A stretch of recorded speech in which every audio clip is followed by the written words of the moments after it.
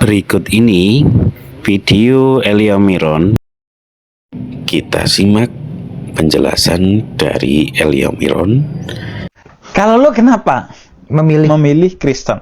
Seorang Habib Jafar mempertanyakan hal yang begitu indah kepada seorang onat terkait dengan alasan mengapa ia memilih Kristen. Dan tentu saja pertanyaan tersebut merupakan sebuah kesenangan untuk dijamu bagi seorang Kristen.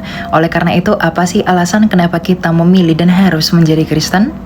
Istilah Kristen berasal dari bahasa Yunani yaitu Christianos, atau dalam bahasa Ibrani disebut dengan Mesihiyim, yang artinya adalah pengikut Kristus, prajurit Kristus, atau bahkan serdadu Kristus. Jadi pertanyaan alasan mengapa memilih Kristen sama halnya dengan mempertanyakan mengapa kita memilih untuk mengikuti Kristus. Alasan yang pertama adalah Yesus mengklaim dalam Yohanes 6 ayat 51 bahwa dia merupakan roti hidup yang telah turun dari sorga. Dan barang siapa memakan roti hidup itu, maka ia akan mendapati hidup kekal selama-lamanya. Dan tak hanya itu, dalam Yohanes 11 ayat 25 Yesus berkata, "Akulah kebangkitan dan hidup.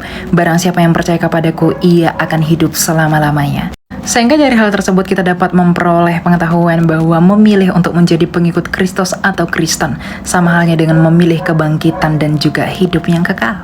Bahkan lebih jauh, merujuk dari Yohanes 14 ayat 6, Yesus mengklaim bahwa akulah jalan kebenaran dan hidup, di mana tak seorang pun yang dapat datang kepada Bapa kalau tidak melalui aku.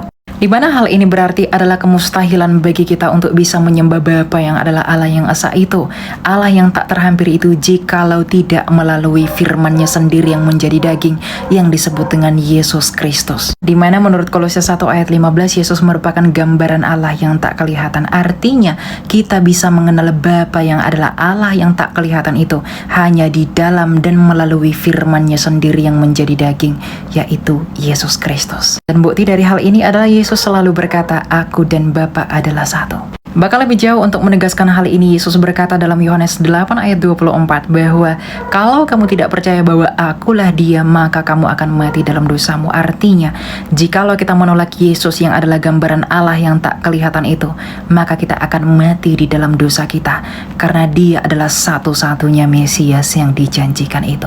Di sisi lain, berkaitan dengan kemesiasan Yesus Kristus merupakan satu-satunya Mesias yang telah menggenapi semua nubuatan kita para nabi mengenai dia, di mana ia merupakan Mesias yang lahir dari perawan menurut nubuatan Yesaya 7 ayat 14. Ia juga harus lahir di Bethlehem menurut nubuatan Mika 5 ayat 2.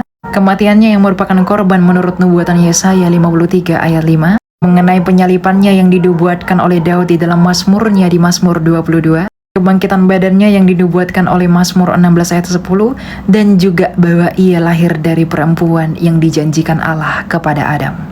Dan berdasarkan sejarah yang historis dan juga nubuatan kita para nabi, Yesus Kristus merupakan satu-satunya pribadi di dunia yang menggenapi semua nubuatan itu. Sehingga dalam Yohanes 20 ayat 31 dinyatakan dengan jelas bahwa Yesuslah Mesias itu. Dan yang paling penting adalah bahwa Yesus Kristus merupakan satu-satunya pribadi yang menggenapi hukum Musa menurut Ibrani 9 ayat 22, bahwa dengan pertumpahan darah lah ada pengampunan dosa, di mana Yesus yang mati dalam keadaannya sebagai manusia telah menumpahkan darahnya yang kudus bagi pengampunan dosa manusia, sehingga bagi kita yang percaya kepada dia akan turut serta di dalam kematiannya dan juga kebangkitannya. Dan dengan demikian kita akan mewarisi janji yang diberikan oleh Kristus, yaitu kebangkitan dan hidup yang kekal, karena untuk itulah Mesias itu telah datang dan keluar dari Bapa menjadi daging dan manusia seperti kita.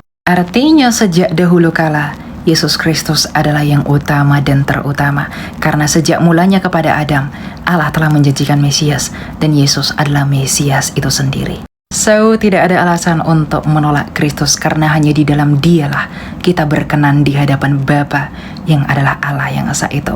Menolak Kristus? Nggak dulu deh. Tuhan memberkati.